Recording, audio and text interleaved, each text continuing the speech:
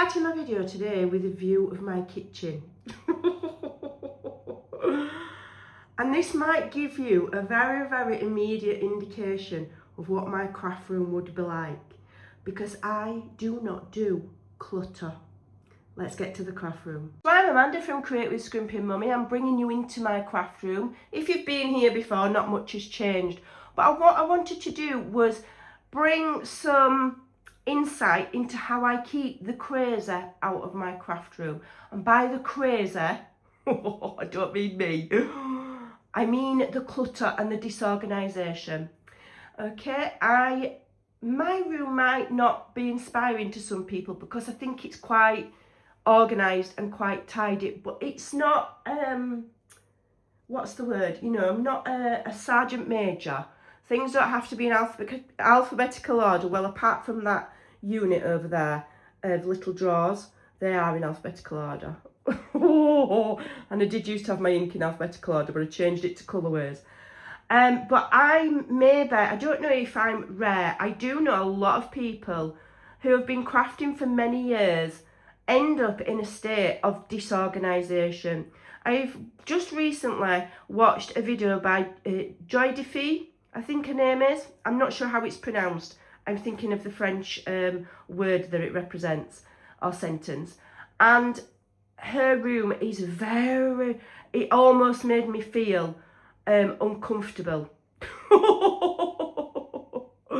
Because that's not how I work. But I think, and I'm going to leave a link to her video in the description box below, because it could well be that a lot of you have got rooms like hers, and maybe her videos can help you.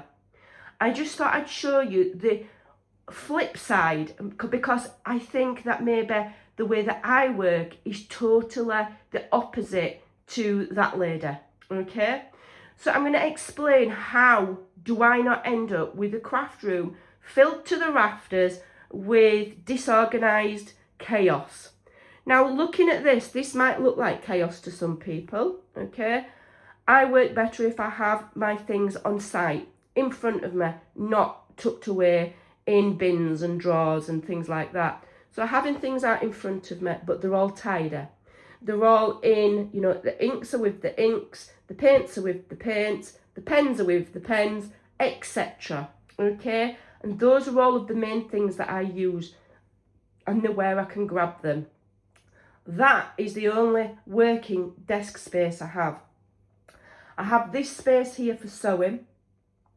And then if I just flip the camera around, and I will move slowly, okay, so that you don't feel ill. This is my office space. So this room has to fill many functions. It's also the room where I spend most of my time. Okay, so it's very much my personal space, which is why you will see funny little ornaments. Okay, I've got pictures of my grandchildren, and then over here I've got, I'll just cover it while I turn around. Pictures on the wall, picture I had painted, and down here we have the resident Faloof, always here, fast asleep. So my room has to fill many functions. How do I keep the crazy away? I'm just going to lift it up again and cover the screen so you don't get dizzy. Okay, so the most craziest part of this room is that corner over there. It's like the corner of doom, but in there is fabric, there's some packaging papers, things like that. But I know what's there. I take it out now and again, and I will, you know, dust it and vac it, because crafting does create a lot of dirt. Everything else is put in places. So I have designated areas for working. So I'll only do my sewing over there. I'm not going to start making a journal on that area. Same as over on this area. This is my creative desk. I'm not going to start dragging my sewing machine over here. So designated areas for designated things if you have the room. If you don't, you just have to do the best you can. Okay, so one thing you will not see in my craft room, okay, and if I just quickly zoom around, is piles and piles of stuff. Right, so on this shelf here, those are projects that I've completed. Okay, these are books that I'm collecting, That little wooden box is my Chip who passed away. I can't bear to part with him. Bit weird, okay, but this is my personal room. I spend a lot of my time here. So there's a lot of things that are important to me in this room. So these drawers here, I put in cardstock, printed coffee dyed papers. One's got like transparency sheets, so speciality papers, and that's it. That box there is full of vintage paper, music paper, dictionary paper, etc. It's full. So I'm not going to go and get a load more. Okay? And this is how I keep my space reasonable. So down here, that top shoebox there is filled with fussy cuts that I've already cut out, that I've not used. They're all of a vintage theme. Further down is one full of fussy cuts that are all florals. So I will save things in themed boxes. And you'll note that there's only a few boxes. It's not piled up to the roof. Okay? Because what I do is, and how I deal with it, is by not over collecting. These are my vintage books. Okay? Let me just move this. That is it. That's all I've got.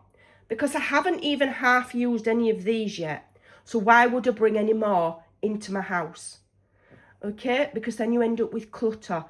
And that is what makes you overwhelmed. So I would very much use these up, or mostly used up, before going and getting more. Because if I go and get more, I haven't used these yet, and then where am I going to put them more items? I'm going to be struggling. And there is a saying that says there's no such thing as not enough space, you've just got too much stuff. So you've got to bear in mind how much space you've got. If you've got the space for it, and you love collecting it, nothing wrong with it. I'm not criticising anybody that wants to collect and collect and collect. But if your room's starting to look like an episode of Hoarders, you might want to have a think.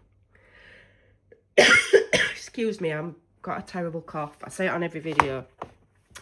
And down here, that is my collection of laces, ribbons and trims. That is it. That box is full. So I am under no circumstances going to go and buy any more. Why would I? I've got some. I'll use what I have. Okay? Down there is all embellishments and things, chunky ones. And down here I've got a spare trimmer. And in there is all of my chipboard, all of my chipboard offcuts, my foam tape. And I think that bottom box is actually empty. So here I've got all my Big Shot in there and all of my dies that I don't use very often. Okay, that has coloured cardstock, that has projects that people have sent me that I can't bear to part with, that has packaging for postage, okay, bubble envelopes, bubble wrap, things like that. That one has my book cradle, my beading, etc. And these I've got, that's mixed media paper and that's random stuff. That's it. I don't have any more. This is my 12 by 12 collection, and in there is acetate and cardstock. I don't use 12 by 12 papers, so I don't buy them because I don't need them. All of my stencils are in there. I've got heaps of them, all different patterns and kinds, so why would I go and buy some more? Do you get where I'm going here?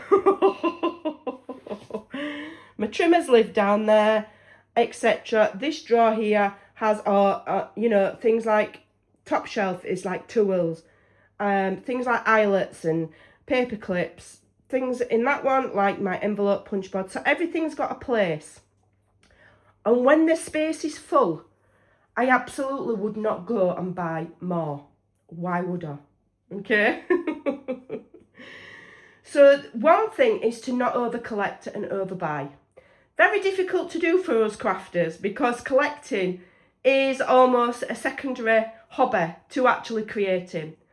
But you can spend far too much time organising, decluttering and tidying when you should be crafting, okay? So what I challenge you to do is, if you're struggling, is maybe have a look at some decluttering videos, get some ideas, have designated spaces for things, have things that you use regularly in front of you, If you haven't laid hands on something for 12 months or more, you don't need it. Okay, you don't need it. So make a decision. If it costs you a lot of money, you don't want to part with it, don't part with it. But if you've not laid hands on it in 12 months, you don't need it. So either gift it, send it to a charity shop, recycle it, give it to a school, or if you really, really can't part with it, then fine, keep it. That's absolutely fine. Now down here, it looks disorganised, but it's I know what's there. I've got my cutting mats. I've got my scrap black cardstock. Those are the only scraps I keep. I don't keep paper scraps. I don't keep them. There's my paper scraps. They're in the bin. I don't keep scraps. Now, some people, that's quite controversial. And some people will go, well, you can make all sorts with scraps. And you'll see all sorts of videos on YouTube, scrap busting, this, that and the other. I will create with what I'm creating with until I've made everything I need for that project. And then when I'm done, the scraps go in the bin. I don't throw everything away, and I've left this folder out to show you. So what I do is, if I'm working with a collection and I've not finished, they go in simple folders like this. Very, very simple. These ones are even just in the little hole punch ones, okay? And I'll save them like so.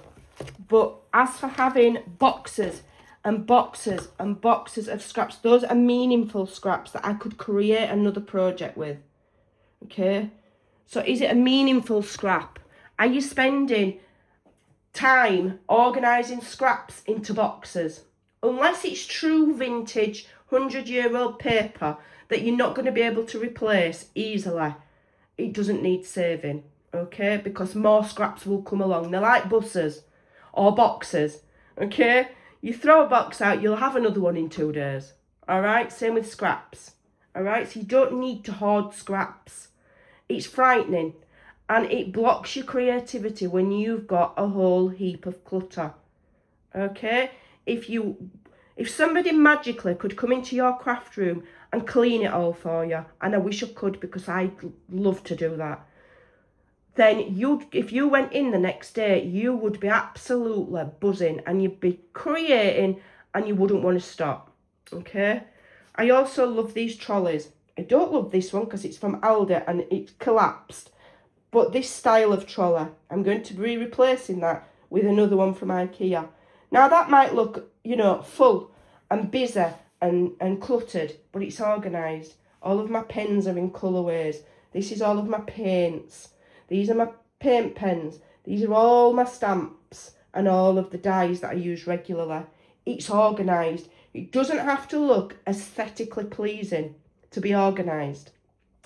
Okay, we all see these craft rooms where they've got beautiful, beautiful shabby chic craft rooms. Mine's just plain painted walls because this is it's almost like a studio. It's a journal making studio. Okay, it's not meant to be a showroom.